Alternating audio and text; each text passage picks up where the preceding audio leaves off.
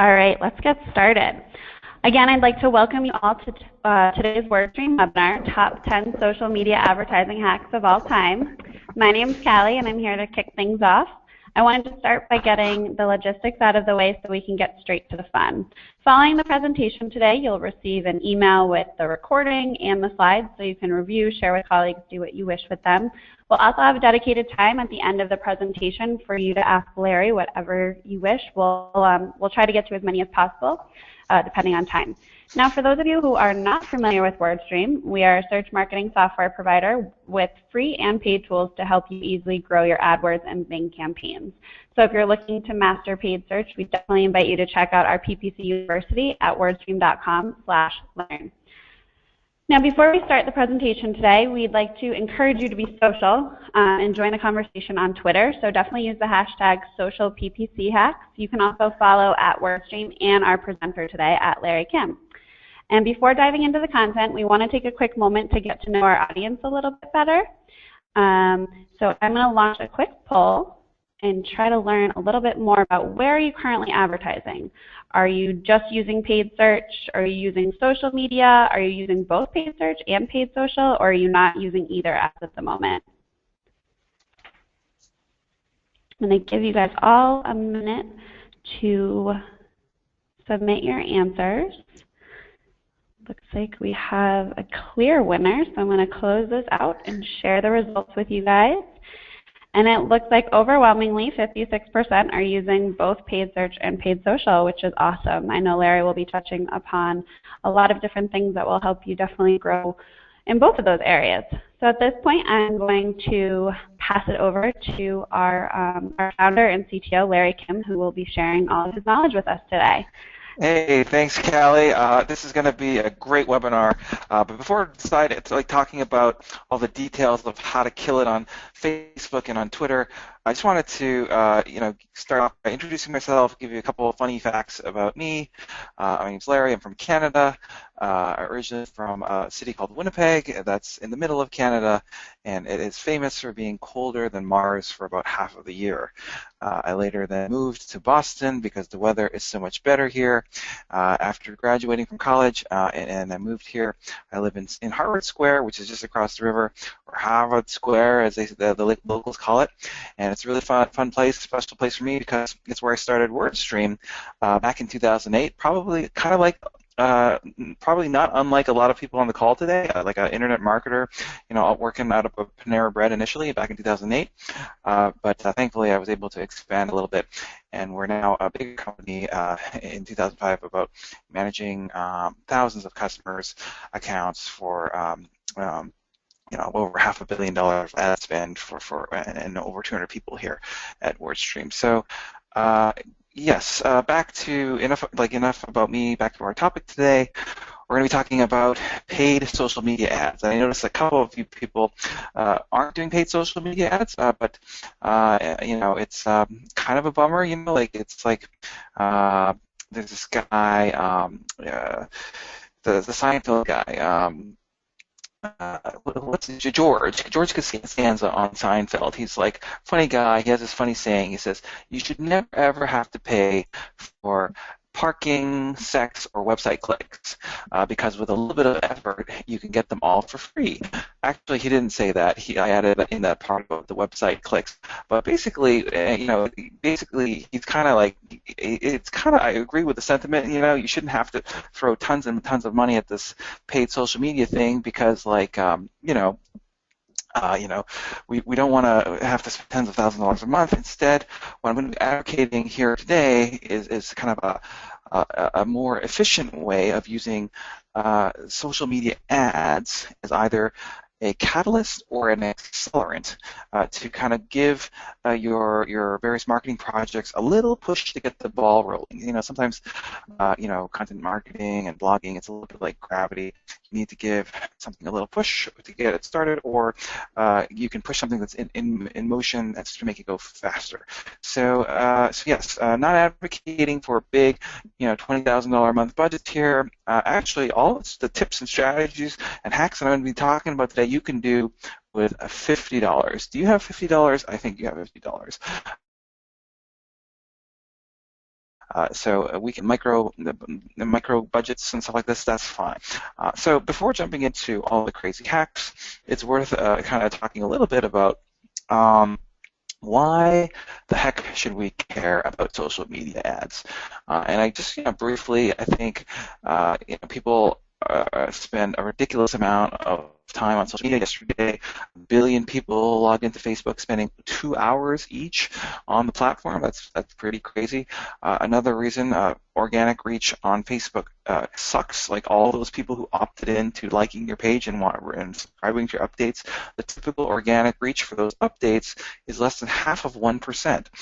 Another problem is that if you're into the blogging thing, as it's kind of all the rage these days, most of the blogs that you do publish will go nowhere. So just WordStream, for example, we do a lot of blogging, and the vast majority of it goes nowhere. Only 5% of it generates most of the page views. The other 95% of our content goes nowhere. Another reason why I think you should care has to do with SEO, and obviously I love SEO. I do a lot of SEO work, but it's not a really good tool for branding. It's like, how I know? It's because I had this website and we were getting tons and tons of SEO traffic, but only 3% of the traffic was branded search. So and very few of them would ever come back. And so it's kind of like you don't want to become this website that gets mad hits, but isn't really known for anything. Another issue, it's kind of challenging these days. It's like search ads. Like I totally love search ads. You absolutely should be doing search ads and covering all the money keywords that are super important to your business because that's like super important. But one of the challenges is that you might be paying $1 or $2 or $3 for those clicks. That's not uncommon, and in certain industries, it can be very, very expensive. It's super expensive, and so that's kind of a bummer. And then lastly, I just wanted to say, even it's starting to feel a bit like a suicide mission here. Like even if you're able to, by some miracle, get people to your website, through your content, through that Facebook or paid or whatever. Typically, the conversion rates are very, very low for blog content. So, the people who read your content or your white papers, less than 1% of them are going to, on average, convert to leads or sales. And so, I guess this might sound a little bit of a bummer. It's kind of like, you might be in denial. I'm dumping on you here. It's like a lot of challenges, and you might be a little skeptical. You might be thinking, "Oh, Larry, you're just, my marketing efforts aren't that bad, Larry. We convert 2 or even 3% of our traffic into leads or sales. But guys, really, 2 or 3 or 4%, that's not that remarkable. Kind of unremarkable. I have much higher hopes for you and your marketing department and your company. I want you guys to be remarkable. I want you to be the unicorns in a sea of donkeys. And today I'm going to reveal to you some crazy hacks that will really help you stand out in the crowd. And of course, in order to understand how these hacks truly work, we just need to understand how content marketing really works. So my friend and colleague, Rand Fishkin, who's kind of a genius, he does this whiteboard thing every week, and he talks about recently the greatest misconception in content marketing. And basically, what he was saying is so brilliant. He says that marketers have this misconception of how content marketing works. They wrongly believe that you blog something, you create this amazing piece of content, and then you just share it on your Twitter and your Facebook, and then automatically people will be like, "Whoa, this is so amazing! Let's sign up for whatever the heck they're selling, and let's buy this thing right away." And what Rand says is this never ever happens. It's like almost never happens. Instead, the reality is what happens is you have to kind of repeat steps 1 and 2 over and over again, maybe 50 times or 25 times, until you get to a piece of content that really sticks. And then even when you do get that piece of content that really does well, step 3 is a total myth, because the conversion from visitor to sale A, it takes a little while, it's not instantaneous, and B, it's usually indirect. And so that's again kind of a bummer because like I think we would prefer to believe that the myth where the your content converts to sales instantaneously, but that's a myth. But there's this a third way. Wouldn't it be so amazing if there was some magical way to make step 2 of that process, like kind of like the promotion, to make that work better, so much better, so that instead of just 1 or 2 or 3% of the pieces of content going somewhere, you could make it like 30, 40, 50, or 60% of your content, getting the attention it deserves. Wouldn't that be interesting? And what if we could make step 3, like the conversion from sales, from lead, like visitor to sale? What if we could make that more likely to happen? 10 times more likely to happen. And the answer is not millions, it is actually to the power of social media advertising. And guys, I'm telling you, these are fantastic tools that you should be trying out for your business. Paid social media ads on Facebook and Twitter do 2 things fantastically well. First of all, they are an incredibly scalable content amplification mechanism. So when you create that content, instead of it going nowhere, you have this ability to make sure that everyone you care about will actually see that content, and you can do this on the cheap. We'll talk about that in just a second. But basically, the strategy then becomes like, okay, we've got all this traffic and mad hits to our website. What the other thing that social media does fantastically well is turns those visitors, website visitors, into leads and customers. How? Through the power of remarketing. We're going to be able to tag everyone, but then we're not going to remarket to everybody who visited your blog because only 1 or 2% of those people will be interested in your products and services. Instead, we're going to filter that audience using demographic behaviors like certain characteristics of the people, and then we're going to target those people with offers like buy my thing or try out my thing. And this, my friends, is the secret to converting, and basically print money. So that is kind of a high-level strategy that we'll be talking about. We're going to get into the tactics right now. But I'm telling you guys, paid social media will save the day. No matter what your job is, whether you're the PPC marketer, the social media marketer, the content marketer, the SEO guy, whatever you're doing, at your organization, and whatever your struggles are, paid social media will save the day. It will make the work that you're currently doing, 10 times more effective. And you will look like a hero. You will get promoted to CMO. That'll be so awesome because you are the hero. And so today in this presentation, we're going to be talking mainly about Facebook and Twitter. Facebook is kind of like the 800-pound gorilla. Can I say this? Like Twitter is kind of like Twitter is to Facebook as Bing is to Google, kind of thing, something like that. And we're not going to be talking about Google Plus today, unfortunately, but that's okay. I don't think Wilson was in the market for your products anyways. Ha ha ha. Okay, so here we go. We're down to the main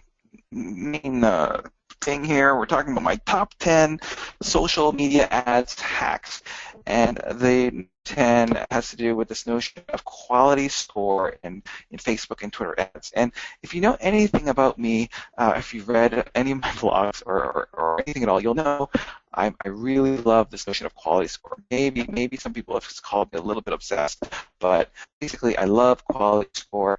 If you don't know what that is, it's this algorithm where Google has to decide in AdWords like what ads to show and in what order, because it's usually the case that there's multiple advertising competing for the same keyword. And so quality score just says, I'm going to give the top spot to the company that has not only the highest bid, but also the highest quality of ad, like in terms of their click-through rate. And so it's kind of a funny auction that they employ.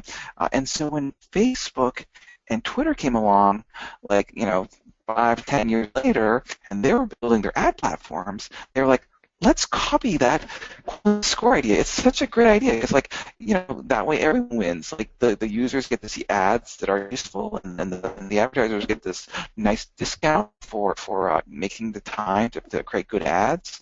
And Facebook and Google makes more money because people are more likely to engage with stuff that's relevant. And so yeah, when Facebook came around, they said, let's create this thing called relevancy score, and it's similar to AdWords quality score. It says basically we're going to give you a score from 1 to 10 for your ads.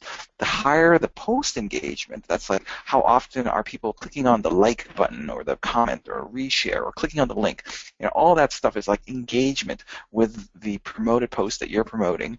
The higher that engagement, the higher the relevancy score, and if you have a high relevancy score, you will be rewarded greatly with greater impression share. Why should they show your ads rather than someone else's? They're going to pick the ones that have the most relevancy, and also far, far lower cost per engagement. And this is incredible. The other thing that it's when Twitter came around like 3 or 4 years ago with their platform, they're like, this is kind of interesting. Why don't we just copy Facebook and Google? And they did, and they came up with something called quality adjusted bid. And this is this quality score. They just changed the word quality score to quality adjusted bid. It's the same thing. The higher the relevance, resonance, and recency of the thing that you're looking to promote, will result in much lower costs and much more impressions. And so guys, the idea here is like when people are doing social media ads and getting started, the thing that they don't understand is how powerful the algorithm is. It's like how high, how sensitive the engagement is with engagement rates. If I'm promoting a piece of content with 68% engagement rate, it's likely that you'll be paying less than 1 penny for those clicks.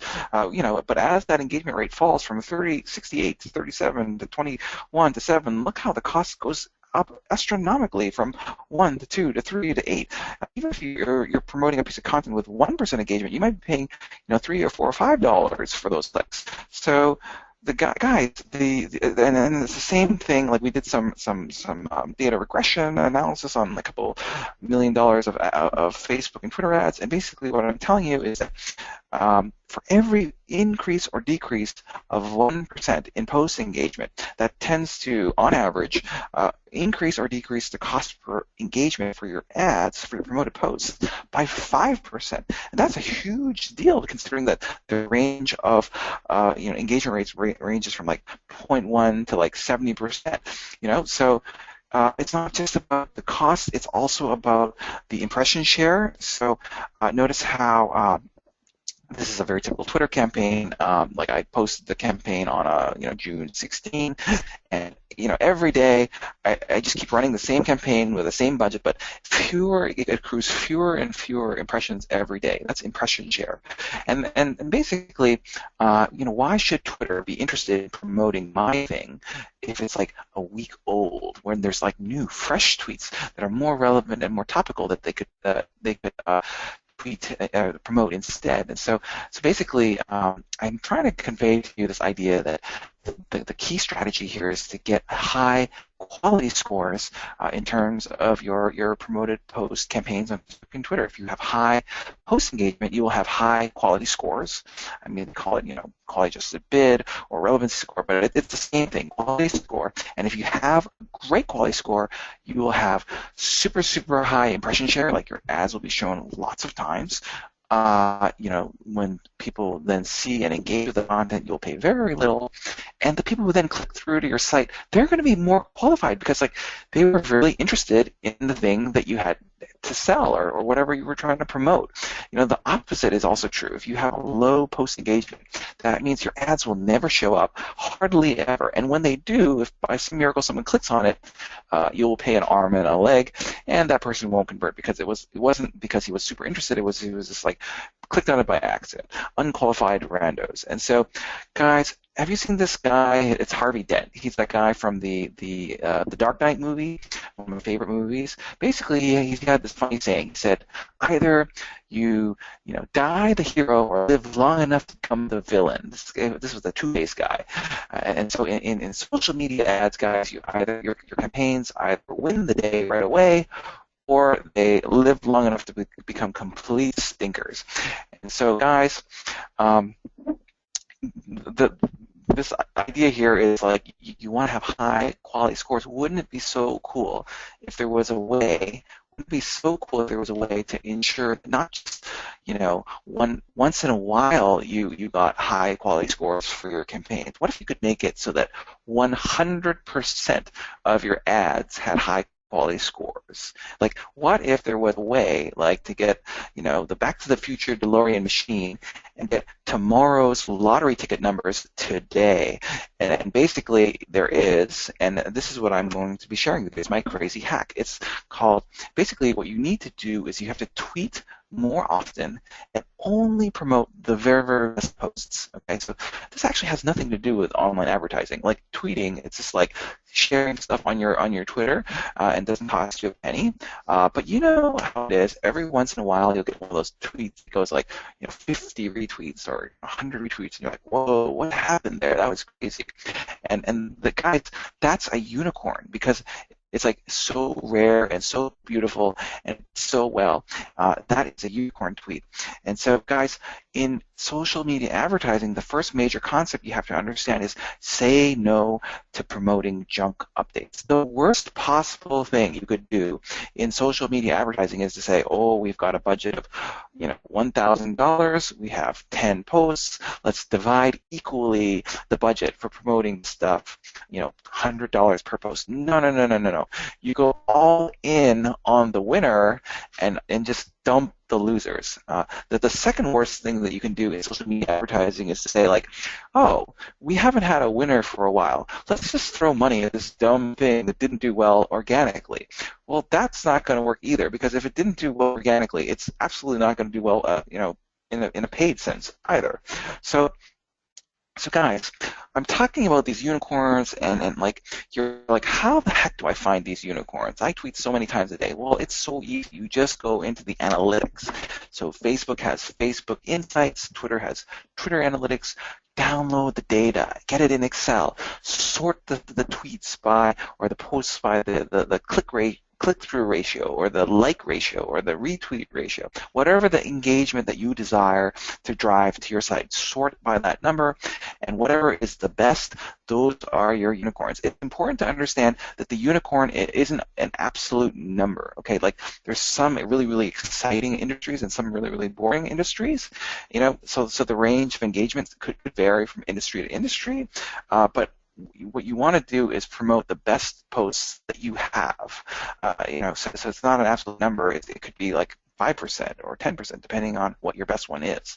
I just wanted to give you an example of a crazy unicorn example here. So this is a funny thing that I tweeted earlier this year. I'm kind of jokey on Twitter, and I just wrote, goodbye, comma, Google+. And then I just put this link and then a tombstone of Google+. This thing got 1,488 retweets and 1,284 favorites. So, like, basically, like, within minutes of posting this thing, it got like hundreds of retweets, and I'm like, oh my God, I think this is a unicorn. I'm going to pay to promote this. So you know what I did? I created that campaign for $250.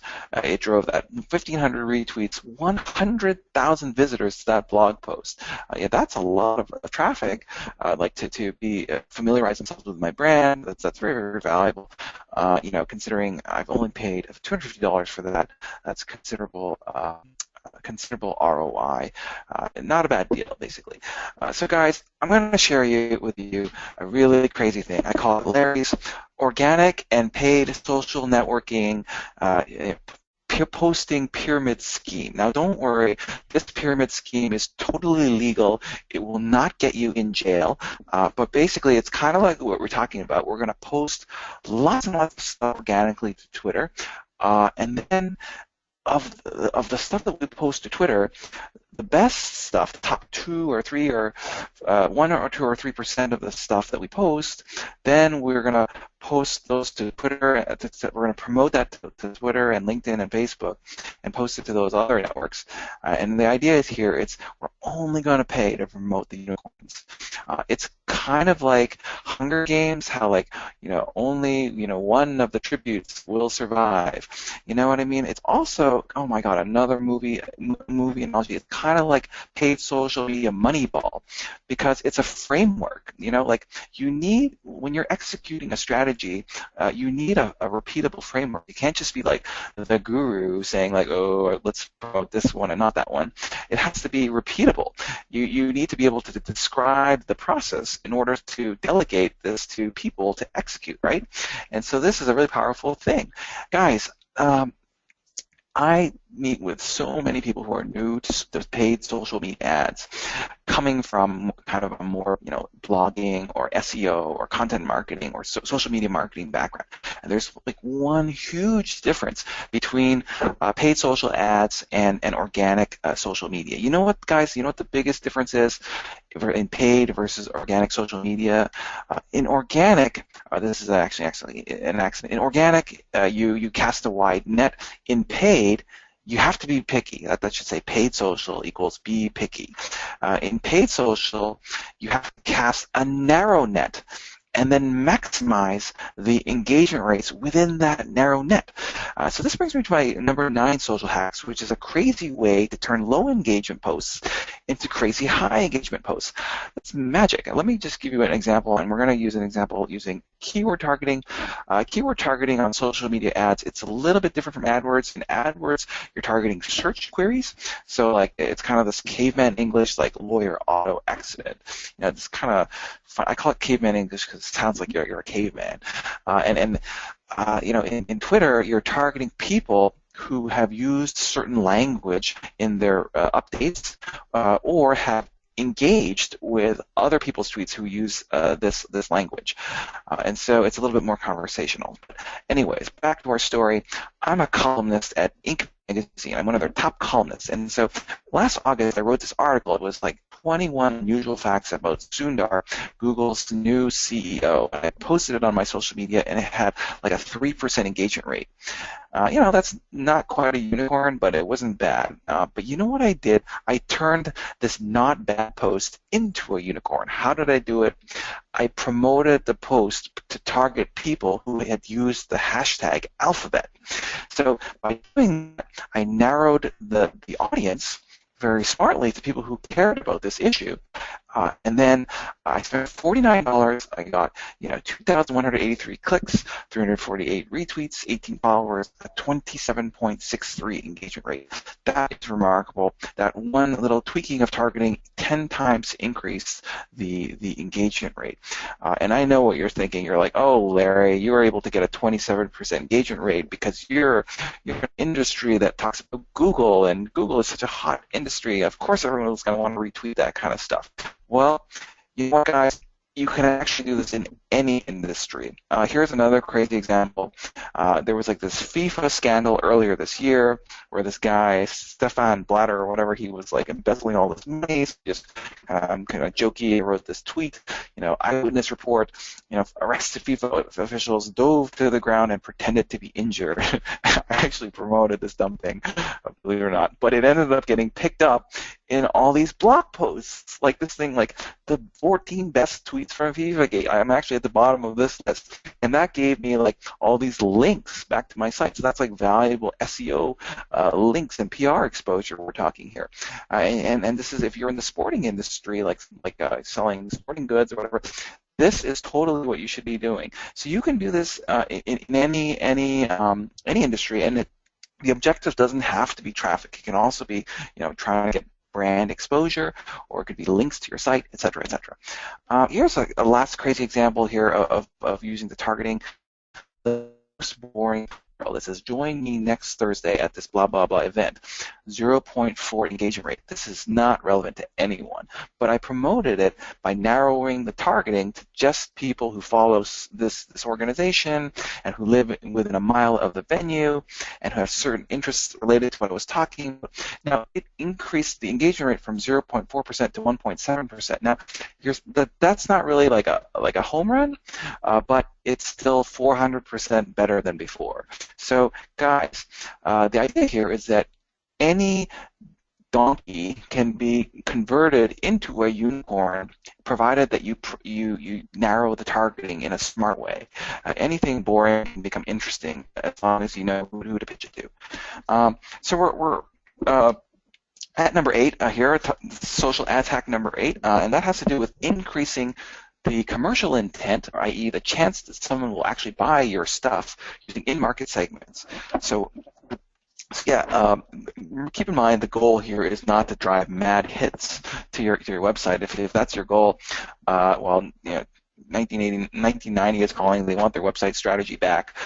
No, it would be cool if the clicks that we were driving to our site had some higher likelihood of actually buying products and services that we're selling. And so this notion of ad targeting on Facebook and Twitter is pretty powerful, because not only can you target their online behavior in terms of their likes and interests, you can target their offline behavior, like their purchasing behavior. Like, what are they actually buying? Here's one that I use for my own business, WordStream. I target people who have purchased business software on their credit card, like HubSpot or like Marketo or Constant Contact. Like, people, if you have purchased some kind of a business marketing software, then there's a good chance that you might also want to buy my WordStream software.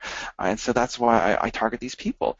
And this is the same thing on Twitter. It's like partner audiences. Like if you're selling espresso machines, target people who've purchased coffee recently. Now, you might be scratching your head here and thinking like, wait a minute, how does Twitter know that I drank coffee today? And how does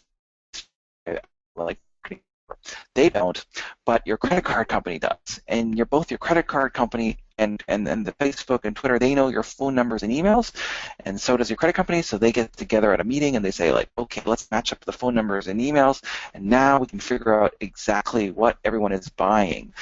So that's how that works. Just look through the privacy policies of your credit cards and your loyalty cards and your Target cards, etc. That's why they're trying to push you into those things, and that's how they're able to do this. It's very profound, because you're not just going after people who are interested in something, it's people who've actually purchased something, and that's a much higher level of intent. There's ways to make it even further likely, further increase purchase. We're trying to do here, we have to pay the bills somehow, and the way you can do this is by leveraging demographic targeting. So demographic targeting just says, like, I don't know, if you're a jeweler, did you know that the customers, the target market, is someone who is recently engaged or is wealthy and approaching a milestone anniversary, like 25th anniversary or something like this. And like, men spend the most money, actually men and women spend the most money like at those kind of critical times. And so if you know your target market well and you can describe it, well, then you should be targeting those people, like, oh, I'm looking for someone who leans left, who donates to the Sierra Club or whatever, who is newly engaged, who owns a boat, whatever. You can figure out exactly what their life events are and their behaviors and languages, and layer that in and make sure that the people who are seeing and clicking on the ads are more likely to convert. It's the same thing in Twitter. Here's another one: demographics, household size, people with 3 people. It's like incredible. There are 2,500 of these metrics that you should check out. Very granular information. Okay, so let's switch gears here. We're at number 6, social ads hack. So far, we've been talking about remember there was 2 things that social ads do really well. One was driving traffic to your site. The other one was converting it. So let's talk about the second part, the converting the traffic. And the way that it does it is it's using social media remarketing. So remarketing, it's so easy to set up. You set up these cookie pools, like that you put the JavaScript on your site. Like it's just go through the setup. And what is so powerful about remarketing is that people who've kind of experienced your brand in the past recently are 3 times more likely on average to engage with your content. And if they do engage with that content, they're twice as likely to convert. And so it's like an instant unicorn manufacturing device. And so what shall we do with this power of social remarketing? We're going to push to those hard offers. You know, like the ones that are like have the stubbornly low conversion rates and engagement rates, because these are the people who are most likely to engage with these things. So, you know, like don't push your white papers. Go ambitious. Like let's have them sign up for like an in-home consultation or like something that's like really hard to ask, because like this is your target market here. I just wanted to talk a little bit about something even more powerful than remarketing. It's called super remarketing. I just curious if any one of you have heard of super remarketing. If you have, could you just type it into the chat box? Well, if you haven't heard of super remarketing, that's okay. I just made it up a couple hours ago. Super remarketing is this crazy idea where you take remarketing, but like, why should I remarket to everyone who visits my site? Okay, only 1 or 2% of them are actually going to buy my stuff. So with super remarketing, I'm going to take the people who visited my site and combine all of those 3 things that we just talked about: the high engagement content, the behavioral targeting, and the demographic targeting. And when you do that, it's very, very powerful because you're now targeting people who are interested in your stuff, who've paid money for stuff and they can afford it, and they've recently checked out your stuff. So this is sort of the formula for printing money. It's super effective, and that is a crazy hack. We're getting down to number 4, social media hack, which is this power of custom audiences. So if you're doing PPC advertising, basically, you know, they're very, very powerful, but you don't really know who you're targeting. Well, actually, there's some new technologies in Google Search that will allow you to know, but up until like a week ago, you didn't really know who you were targeting. Basically, you're targeting someone who searched on a keyword, or you're targeting someone who visited a web page on your site, but you don't know if that's Johnny or Sally or Dave. And so this new innovation in ad targeting has to do with this notion of identity-based targeting, where you're targeting individuals. So when you're using Google and Facebook and Twitter, you're typically logged in most of the time. Like you have a Gmail account or Twitter or Facebook, you're probably logged in, and so they know who it is who's making the search. And what you can do is you can target individuals using those, using your ads. So that's very, very interesting because it's a little different. It feels more like email marketing. You know, email marketing, it's really powerful because you know who you're sending the emails to, and you can have very, very customized, like to your customer list, for example. But it's better than email marketing because you don't have to worry about all the headaches of email marketing. Like, you know, you have to worry about unsubscribes. No one wants to hit the list more than like twice a week or something because they're like, the unsubscribes will through the roof. Or like sometimes I want to do a blast and my marketing manager here is like, Larry, the next available spot is like in February. I'm like, oh, okay, FML. Like this is crazy. So basically, this notion of identity-based marketing, you can target people, and you don't have to worry about these constraints. I just wanted to give you a crazy example of the power of identity-based marketing and how it really, really opens up a ton of exciting new advertising use cases. So this is a true story. Last year, I blogged about this little thing. It's like I noticed that Google and YouTube were no longer integrated. They used to be integrated, but then one day they separated Google and Gmail. And I was the first person to notice this, so I blogged it on the WordStream blog, and I confirmed the change with Google. But the only problem with this was it was like a Friday afternoon, and I'm like, oh my God, how am I going to get the word out? It's like the worst possible time to break a story. So I shared it on my social media. my Twitter and my Facebook. And then I promoted the post, not to everyone in the world, just a narrow list of influential Twitter people. So this is a custom list of 1,666 people who like write for the Wall Street Journal or write for TechCrunch or whatever. And so I promoted that post, and within 2 hours, this article then showed up in marketing land. See at the bottom there where it's highlighted, it says, with this change brought to our attention by Larry of the WordStream blog. See that blue thing? That's a link. That's really, really valuable, because that means I'm going to get like authority from this high-value site from a SEO perspective. I'm going to drive traffic to my site. It's branded. It talks about like me and my company. That's great exposure. This is a huge win. It was 2 hours later. It was like 7 p.m. at night. I'm in the office all alone. I'm doing my link building dance and celebrating. But you know what's better than getting one link? Within the next day, the story spread, because remember there were 1,600 people on my list. So it started popping up in VentureBeat and Register and Engadget and Gizmodo, and by Monday this story made it to the Wall Street Journal and Business Insider and Washington Post and Lifehacker and Fast Company. It was a huge story with over 500 from the biggest news outlets in the world. And so let's just think about this from an ROI analysis. I get all these crazy links from the biggest newspapers in the world, huge exposure for me and my brand, 100,000 visitors, over 100,000 visitors to that piece of content. It took me $50 and 10 minutes to execute, and that is the power of identity-based marketing. So just moving along to my number 3, social ads hacks has to do with leveraging the insane power of these new ad formats.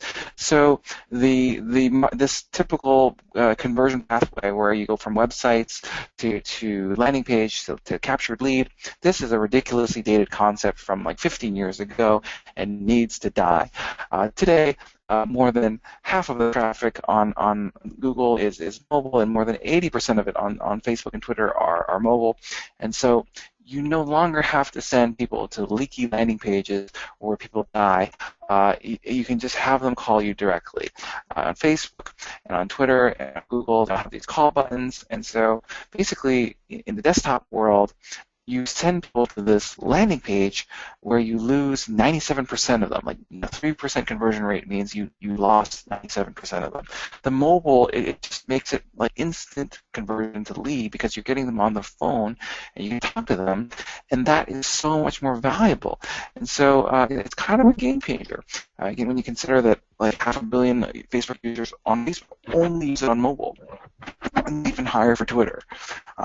So I'm one of them. I never use Facebook on desktop. And so it's kind of like turning this notion of paying for clicks into paying for leads, and that is very powerful. Here's a really interesting new ad format in Facebook. It's a social direct response ad format where you can have people click on the subscribe button, and they don't have to fill out any forms. The information just gets sent directly to the advertiser, and that's pretty powerful. And Twitter has the same thing. It's called a lead generation card format. So yes, tonight, if you have the time, take the time to eliminate your funnels using some of these cool ad formats. Guys, we're down to my number 2 hack. This is this notion of the snowball effect of social media marketing. And basically, all it does is that it has this cool effect that the more you do it, the better it gets. This is just like a graph of followers on Twitter, and the idea here is that it took me 7 years to get to 12,000 followers, and only 1 year to get to 76,000 followers. So that was earlier this year. Now I'm over 105,000 followers. That was a few months. That was a few from then. So the key here is that if you're only doing like a 1-day test of social media ads, you might think like, oh, this didn't work for me. But what you need to understand is that you can't just say 1-day test. You have to see how it goes today and then envision like, okay, maybe a month from now it could be like 25% better, and like a year from now it could be like 10 times better. You see what I mean? Because as you do more advertising, you'll pick up followers along the way and fans, and your brand will grow, and you'll be more famous, and that kind of engagement begets more engagement, and it kind of snowballs. Guys, last crazy hack I have for you has to do with getting free clicks from ads. It's crazy because like usually you would think, well, it's an ad, you have to pay for these things, but it's not true. You can make it so that the ads generate free clicks, and this is so crazy. Basically, what you need to understand is that if I promote my content on Facebook, okay, and you click the like button, I have to pay for that. But if your fans, like your friends, then notice on the timeline it says like, Jenny liked this thing, and if they engage with it, then you don't pay for that. And so that's kind of earned. And so it's kind of like buy one retweet, get three clicks free. And this is just like a funny graph here I wanted to show you.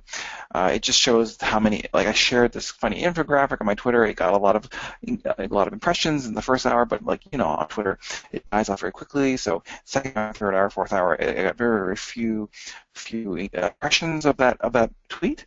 But then I paid to promote it a couple hours later, and notice how it not only spiked in the paid impressions, the yellow things, but it also greatly increased the organic impressions. And here is a crazy example of how to drive crazy, mad hits to your site for free.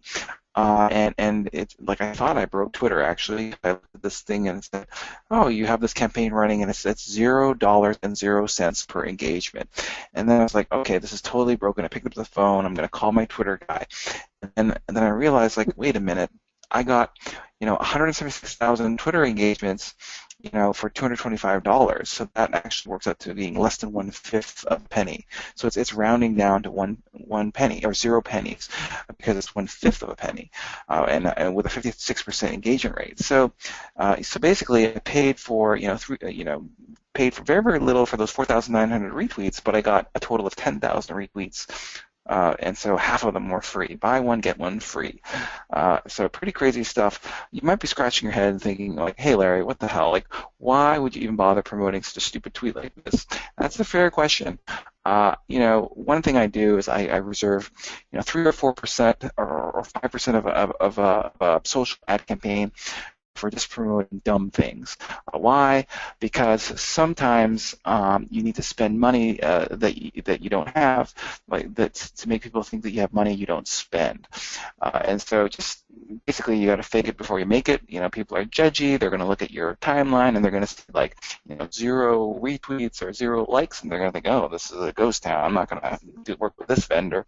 But if you can have one that has like 10,000 likes or 30,000 likes, they're like, whoa, this is a big deal. I'm gonna work with these guys, right? So don't go all in like that, but 2 or 3 or 4% of your budget. You have my blessing. Okay, guys. So summary. We talked a lot about these crazy hacks. I'm not going to repeat them all, but here they are. You can screenshot it. They're crazy, crazy hacks. But I want to actually reiterate the high-level picture of what we were talking about today. Remember, I said at the beginning, paid social ads do 2 things really, really great. The first thing they do is they amplify the reach of your content in a very, very scalable and cheap way. We're not going to promote everything. We're just going to promote the best. And that was we talked about the hacks on how to do that. The second thing that does is then takes those visitors to your site and converts them into customers through the power of super remarketing. And that is a really powerful thing. Guys, that's actually all I had to share today. Kelly, I think we have a poll for our audience today. Do you want to ask the audience here? Absolutely. Thanks, Larry. That was great. And we also have some questions that we're going to get to. But first, I would love to offer some special offers to all of you today. So if you want to select one of these, live demo of the WordStream, which it's also really exciting because we now support Facebook advertising. So I would definitely encourage you to take us up on this if you're looking to learn more about how to launch your campaigns on Facebook and learn how you can definitely elevate them to the next level. We also have a one-on-one AdWords assessment with an AdWords certified consultant, and they'll walk you through your account, show you where you're doing really well, and identify different areas where you have room for improvement and give you some advice on how to take advantage of that. And finally, if you are all set, just let us know that as well. I'll leave that up for a few minutes. Now I'd love to get to some questions, Larry. We have some good ones for you. So the first one we have is, how do we view the Facebook relevancy score for an ad? Oh, so for that, you just have to go to custom. It's at the ad set level. So like it's a hierarchy of campaigns, ad sets, and ads. And you can look at either an ad set or an individual ad, and then just click on Customize Columns, and then you have to turn on the relevancy score column. I don't know. Actually, I know why. They hide this stuff because they don't want anyone to see it. But it's there if you look at it, and it's very, very powerful. Great. Now we have a question for somebody who's just getting started. So what would be your advice on how they should structure their campaign to get the most out of it and to, get more people engaged from the get-go? Well, remarketing and super remarketing is kind of the crown jewels of social advertising, the low-hanging fruit, right? Because remember, the goal isn't to just drive mad hits. The goal is to kind of drive really qualified traffic that's going to want to buy your stuff. And so, if you're just getting started, a really, really good place to start in remarketing, super marketing, which is remarketing, but just including a couple filters based on the demographics of your target buyer. And I think that you would find that, like, say you have like 1,000 people going to your site, in a month, like that, you could target those visitors in a very precise way for very, very little, because it's a small, it's a quality, not quantity. Remember, the goal is to be picky, and so. That's where I would start. Great. Now, the next question, so you were talking a lot about Twitter and Facebook. Is Pinterest marketing worth the effort or the money? And if so, how does that kind of fit in with the other platforms? Well, Kelly, I am going to pass on this one. I'm not going to Pinterest because I haven't spent like a ton of time on that one. There are limits, guys, on my expertise here. I know, it's crazy, huh? Fair enough. Now the next question is, where do I search for people to engage with, like the influential audience that you picked? Where should I go to build that? Oh, well, Twitter is very easy to find people's names because it's inherently public. Like Twitter has unless you have one of those blocked profiles like that are hidden, most of them are on Twitter to be seen, right? So you just think about what are the big magazines in your and trade publications and websites in your niche, figure out who the editors are, who are the contributors, and chances are they'll have a Twitter profile. And you just kind of collect the names. I actually hired an intern for like 2 weeks, at like $15 an hour, and just gave him like instructions, go through all the technology blogs and marketing blogs and figure out all the names of the columnists, and basically, it took a couple hours, like 40 hours, but totally worth the effort. Great. Next question is, what is the best and most effective way to target locally for businesses which only have reaches within their own area? So, like local restaurants, for example. How to target local businesses? Well, I mean, that sounds like geo-targeting. You're, like a 1 mile radius from your store or something like that. That would make a lot of sense. That's actually the way that it works in AdWords too. The difference is that there's less commercial intent, right? It's like, and in search people are looking for like Japanese restaurant or something, and in Facebook it's more casual. And so what you could do is either use marketing, so people who visited your site recently, maybe give them like a special like free delivery coupon or something like that, or you could look at the purchasing behavior, like people who bought Japanese food or like went to legal seafoods, or like some kind of a certain interests or certain behaviors that are very complementary to your your local store. Like maybe it's like baby clothing, so it's like, okay, I'm looking for moms with toddler or something like that. So So that's what I would be doing. Great. Now, this person usually tweets about at least 4 to 5 times every day at selective times, but it hasn't helped. So what's the, is there a certain amount of times you should be tweeting, certain amount of times you should be posting? Is there a rhyme or reason to that, or is it kind of just really depends? Wow, so none of the tweets are doing better than the others. Is that, I guess, I mean, they're all donkeys. Like, usually what I find is that even if things are not doing well, like even if things are doing poorly, some are doing much more poorly and some are doing just poor. You see what I mean? And so in that case, the unicorn is actually the one that did the least bad because it's like the top 1%. And so then I would be paying to promote that content or tweet that just had the most engagement. Even if it's like 2 retweets, and like if everything else got 0 retweets and one got 2, well then that's infinitely better. So promote that one. You see what I mean? Yes. Great. Now I think we have time for one more quick question. And somebody's interested in learning what tools you use for your retargeting. Oh, well, actually, funny you should ask. WordStream has a new PPC paid social offering that's integrated with AdWords management, and it provides fantastic remarketing capabilities and the ability to capture people and then and target them with offers and content, and you should give it a try. Great. Well, we're out of time for today, but I'd like to thank Larry for your time and your content. It was awesome. We're getting lots of praise over in the Q&A section. People are loving it. So, and thank everybody for attending. We definitely invite you to check out for webinars in the future. We have one next week, so we definitely invite you to register for that to learn more. And again, thanks so much for joining. Hope to see you soon. Thanks, guys. Thanks, Callie. Have a good day.